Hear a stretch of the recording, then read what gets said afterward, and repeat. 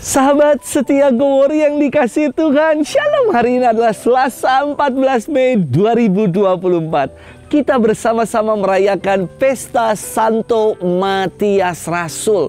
Nama Matias berarti anugerah dari Tuhan. Dan sungguh, Santo Matias adalah hadiah yang Tuhan berikan bagi gereja.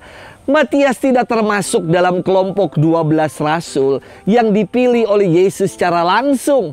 Namun Matias dipilih sebagai rasul berdasarkan kesepakatan 120 murid-murid Yesus untuk menggantikan Yudas Iskariot.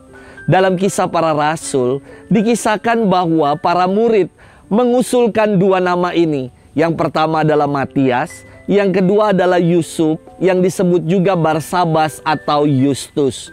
Matias dan Yusuf sangat dihormati di kalangan para pengikut Yesus, di kalangan jemaat perdana. Kedua nama ini menjadi kandidat untuk menggantikan Yudas Iskariot.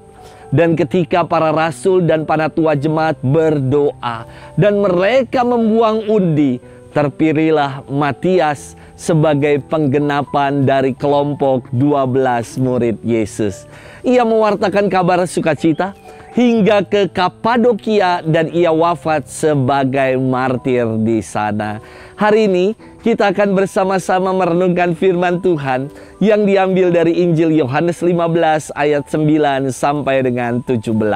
Mari kita siapkan hati kita. Haleluya, haleluya, haleluya, haleluya. Bukan kamu yang memilih aku, tetapi akulah yang memilih kamu. Aku telah menetapkan kamu supaya pergi dan menghasilkan buah, dan buahmu itu tetap. Haleluya, haleluya, haleluya, haleluya. Tuhan bersamamu dan bersama rohmu.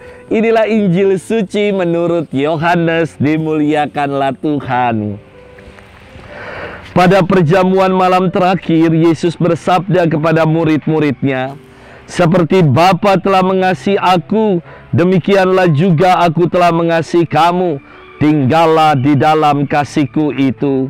Jikalau kamu menuruti perintahku, kamu akan tinggal dalam kasihku, seperti aku menuruti perintah Bapakku dan tinggal dalam kasihnya.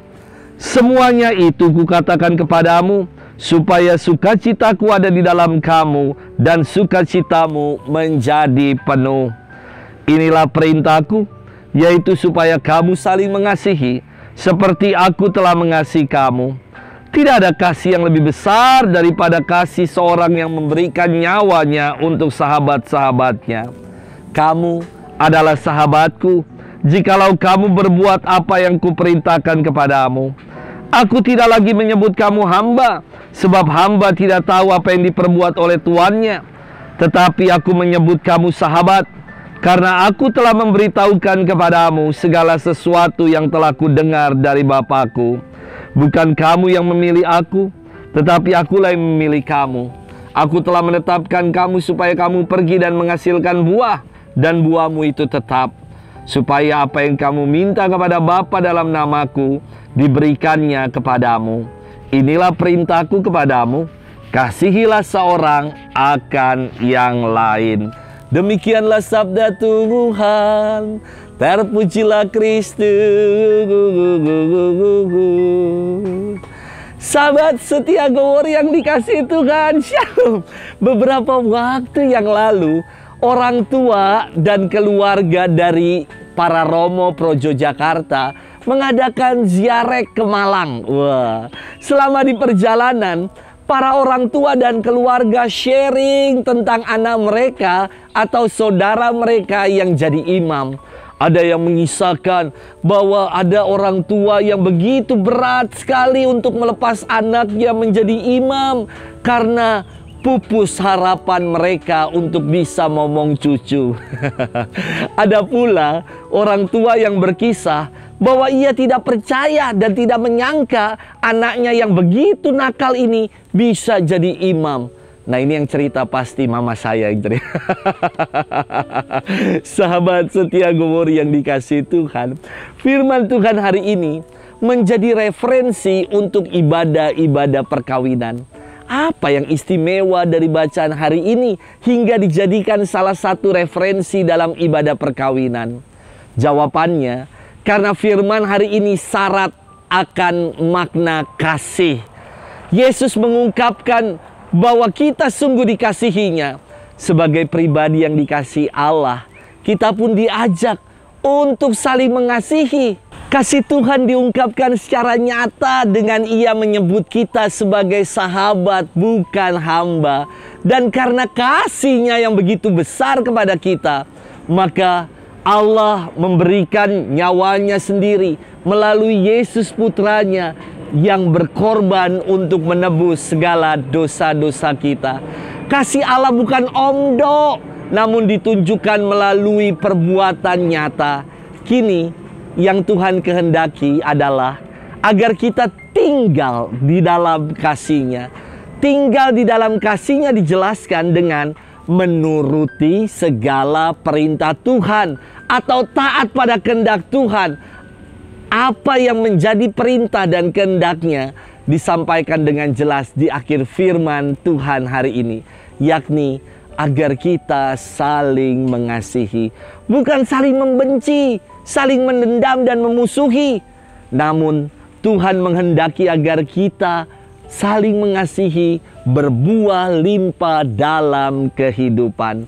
Berbuah artinya menghasilkan sesuatu yang baik, dan yang baik itu bisa dirasakan oleh orang lain, yang dengan demikian kita boleh menjadi berkat bagi sesama kita.